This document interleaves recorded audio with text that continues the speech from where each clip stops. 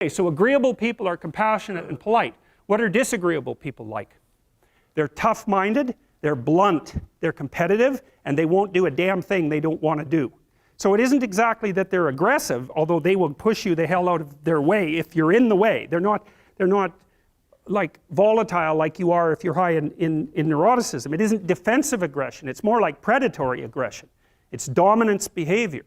And so for someone who's highly disagreeable, they look at the world as a place in which they can compete and win. And I'll tell you a story. I have a friend, I gave him my personality test, the big 5 aspect scale that Colin DeYoung developed in my lab.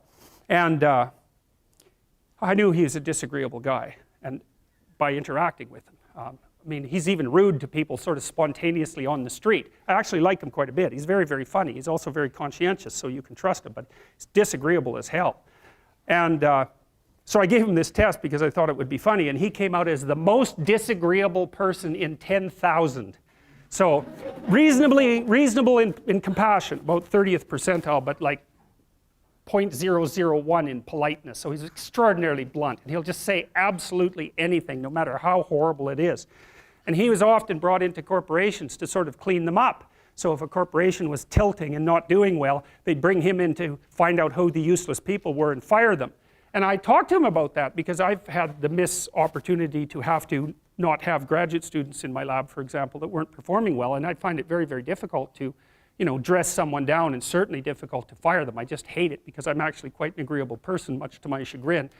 And I asked him about that, and I said, well, what do? You have to fire people all the time. How do you handle that? He says, handle it? I enjoy it.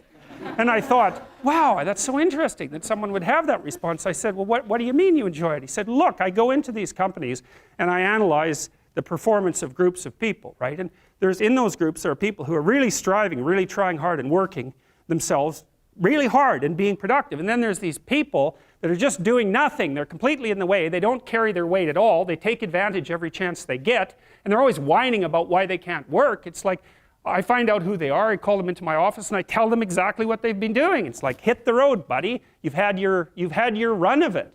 And I thought, oh yeah, okay, fair enough. You know, well, I can tell you, you know, I've had situations in my lab where I had underperforming graduate students. And one of the things that was really awful about that was that it was really hard on the high-performing graduate students, you know, because they felt that even being in the same category as the people who weren't working hard and pulling their weight devalued what they were doing, you know, and that's exactly right. And so this is also why there's a conscientiousness trait and an agreeableness trait. Because conscientious people judge you on your accomplishments, right? They don't give a damn about your feelings, not a bit. It's like, are you doing the work or not?